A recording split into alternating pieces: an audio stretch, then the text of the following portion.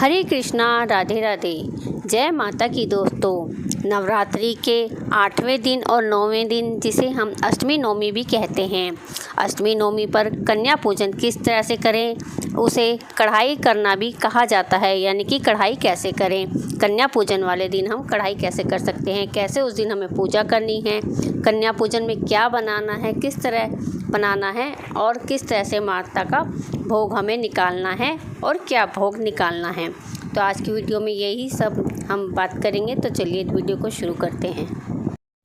देखिए, कन्या पूजन वाले दिन अगर आपको थोड़ा जल्दी करना है, हो सके तो आप जल्दी उठिए। 5-6 बजे के करीब जल्दी उठेंगे तो आपका कार्य जल्दी हो जाएगा। तो आप सुबह उठकर चाय वगैरह ले सकते हैं, उसके साथ कुछ खाएं ना, मतलब यानी कि जिसे बेड टी कहा जाता है। अगर आप पीते हैं तो चाय दूध वगैरह ले सकते हैं आप, लेकिन नहाने के बाद आपको कुछ भी नहीं खाना है।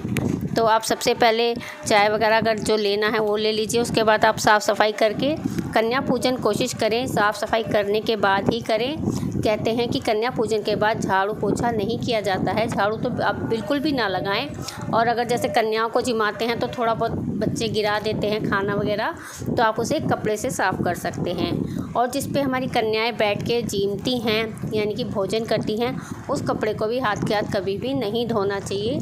आप उसे रख दीजिए, बाद में नेक्स्ट डे आप उसे धो सकते हैं या फिर शाम को भी आप उसे धो सकते हैं। यहाँ पर देखिए साफ़ सफाई मैंने भी कर लिया। इस तरह से आप सुबह की झाड़ू पोछा वगैरह कर लीजिए थोड़ा, और अपने फिर उसके बाद आप नहाने के बाद ही करना पूजा का काम वगैरह जो है, खाना बनाना, पूजा करना, वो साफ़ सफाई करने के बाद ही हमें करना है।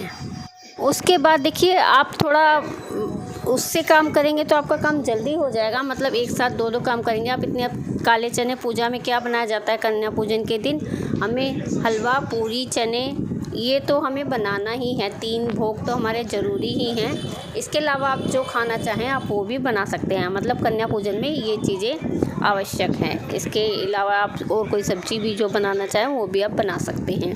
तो इतने आप चने उबलने रखेंगे नहाने के बाद, और उससे नहाने से पहले आप किचन की भी अच्छी तरह साफ़ सफाई कर लें। एक भी कोशिश करें कि आपके किचन में बर्तन झूठा ना हो। तो उसके बाद माता रानी के देखिए जहाँ पे आपने चौकी लगाई है वहाँ की साफ़ सफाई कर लीजिए। जो आपके पुराने कल के फूल हैं उन्हें भी सब हटा दीजिए। थोड़ा बहुत कपड़े से लेके वहाँ से पोंछ दीजिए मंदिर की चौकी वगैरह, और जो प्रसाद वगैरह आपने चढ़ाया हुआ है उसे भी हटा लीजिए। साफ़ सफाई करने के बाद आपको पूजा की भी तैयारी करनी है, साथ ही खाना भी बनाना है।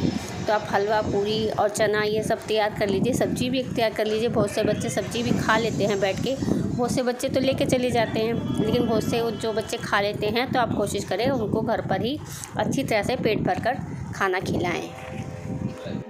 मंदिर के आसपास की चौकी की आपको सफाई करने के बाद आपको डेली की तरह पूजन करना है। अपना जोत जलानी है माता की, क्या कहते हैं, दुर्गा सप्तमी का आपका कोई पाठ अध्याय कोई रह रहा हो तो आप उसे भी पूरा कर लीजिए। और उसके बाद क्या कहते हैं, ओम नमो क्या कहते दुर्गा चालीसा का पाठ कीजिए, आरती कीजिए माता रानी की 11 करके। आपको हवन भी करना है। जिस तरह से आपने पूरे 9 दिन हवन किया है इसी तरह से हवन करना है। आपको आहुति देनी है हवन सामग्री की, और लौंग का जोड़ा भी आपको उसी तरह से चढ़ाना है। फिर उसके बाद देखिए आपको हलवे चने का प्रसाद बनाना है। यहाँ पर मैं हलवे चने का प्रसाद बना रही हूँ। उसके बाद आप अपना प्रसाद बना लीजिए। जिस दिन हम कन्या पूजन करते हैं उस दिन का हलवे चने का प्रसाद में अलग ही स्वाद आता है, क्योंकि उसमें माता रानी का आशीर्वाद, वो माता रानी का प्रसाद होता है, भोग होता है। अगर आप नवरात्रि से अलग आप देखिए किसी दिन हलवा चने बना के, वो स्वाद आपको नहीं आएगा। आप कितनी भी कोशिश कर लेना, जो स्वाद कन्या पूजन के प्रसाद में आता है। अब यहाँ पर आपको हलवा आपका रेडी हो गया है। सब्ज़ी भी बना लीजिए, छोले बना लीजिए, पूड़ियाँ बना लीजिए, और हलवे में जो चाहे आप ड्राई फ्रूट्स वगैरह भी डाल सकते हैं। क्वांटिटी आप देखिए अपने हिसाब से, कन्या भी खाएंगी, आपको अठावरी भी निकालनी है, भोग भी निकालना है। भोग तो खैर हम घर में ही खाया जाता है, लेकिन जो अठावरी निकालेंगे हम वो हमें मंदिर में दे देते हैं उसे, या फिर किसी भी ज़रूरतमंद को हमें देनी है।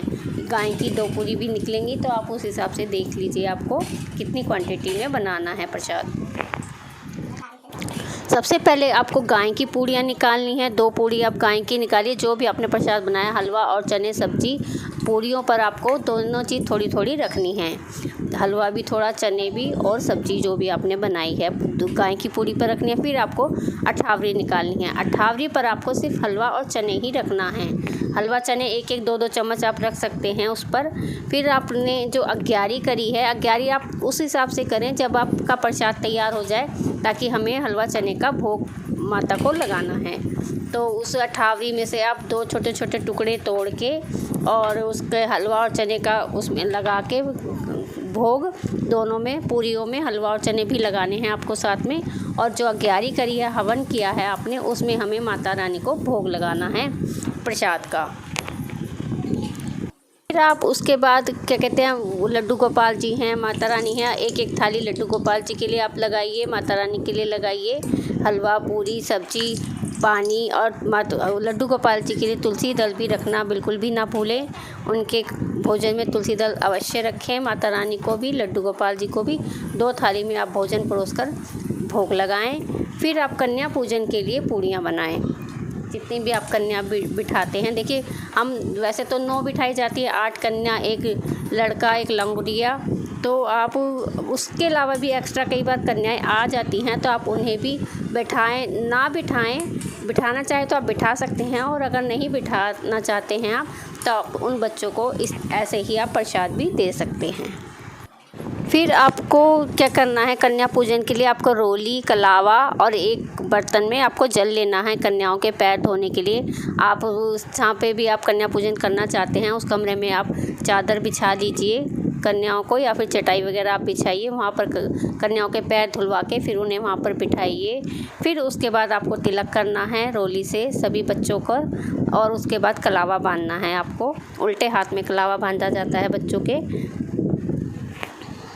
साथ के साथ आपको अपने में, जब आप पूजा कर रहे हैं तब आप अपने भी तिलक लगा सकते हैं, और अपने हाथ पे भी किसी भी बच्चे से आप कलावा बंधवा सकते हैं, या फिर अपने किसी भी फैमिली मेम्बर से भी कलावा अपने भी बंधवाइए, और अपने सभी फैमिली मेम्बर के भी माथे पर तिलक कीजिए, मतलब टीका लगाइए, और उनके हाथ पर भी कलावा आपको बांधना है। उसके बाद आपको जो आपने नारियल कलश पर, हमने कलश स्थापना की थी, उस पर जो नारियल रखा है, आपको वो नारियल वहाँ से उठाना है। नारियल को छीलना है, आप पहले ही छील लीजिए, कन्या बुलाने से पहले भी आप छील कर उसे रख सकते हैं, क्योंकि उस वक्त कन्या इतनी देर तक बैठती नहीं है कई बार, तो आप पहले ही छील कर रख सकते हैं ना। आपको कन्याओं को भोजन कराना है, हलवा चने का प्रसाद दें उन्हें। 1-1 केला अगर आप लाए हैं, केला दीजिए, फ्रूटी भी आप दे सकते हैं सब बच्चों को 1-1, और गोला भी यानी नारियल का प्रसाद भी देना। उसके बाद आप देखिए, कोशिश करिए कि कन्याएं आपके घर में अच्छी से पेट भरकर खा कर जाएं, और ज़्यादा नहीं खा सकती तो थोड़ा थोड़ा उनको मुंह झूठा आप ज़रूर करवाइए। उसके बाद बच्चे अपना खाना लेकर जा सकते हैं, वो घर पर जाकर उसे खा भी सकते हैं। फिर जो भी आप कन्याओं के लिए जो भी भेंट लाए हैं आप, वो आप कन्याओं को भेंट दीजिए। सभी कन्याओं के पैर छूइए, और एक जोर का जयकारा भी ज़रूर लगवाना। बोलो, जोर से बोलो, जय माता की। फिर आपको पैर छूकर सभी कन्याओं को विदा करना है, और उसके बाद जो आपने कलश पे से नारियल उठाया, उस पानी को आप किसी भी गमले में आप सिला दीजिए, और उसमें जो आपने हल्दी की गांठ, सुपारी और दूर्वा जो भी आपने डाला है, वो भी आप गमले में डाल दीजिए। जो पैसे हैं वो आप मंदिर में दे दीजिए, या फिर किसी भी बच्चे को आप दे सकते हैं। उसके बाद आप अपना व्रत भी खोल सकते हैं, आप भी अन्न ग्रहण करें और अपना भोजन यानी कि अपना व्रत खोलें, और माता रानी से हाथ जोड़कर प्रार्थना करें कि हे माता, अगर मेरी व्रत में, पूजा पाठ में कोई जाने अनजाने भूल हो गई हो, तो उसके लिए आप माता रानी से क्षमा मांगिए। आई होप आपको मेरी यह वीडियो पसंद आई होगी। वीडियो पसंद आई हो तो प्लीज़ वीडियो को लाइक करें, चैनल को सब्सक्राइब करें। आप सब्सक्राइब नहीं करते हैं, प्लीज़ आपसे रिक्वेस्ट है कि चैनल को सब्सक्राइब ज़रूर करें, और वीडियो को ज़्यादा से ज़्यादा शेयर भी करें। साथ ही बेल आइकन को भी प्रेस करें, ताकि मेरी आने वाली हर वीडियो की नोटिफिकेशन आपको मिलती रहे। तो चलिए मिलते हैं नेक्स्ट वीडियो में, तब तक के लिए हरे कृष्णा, राधे राधे मित्रों।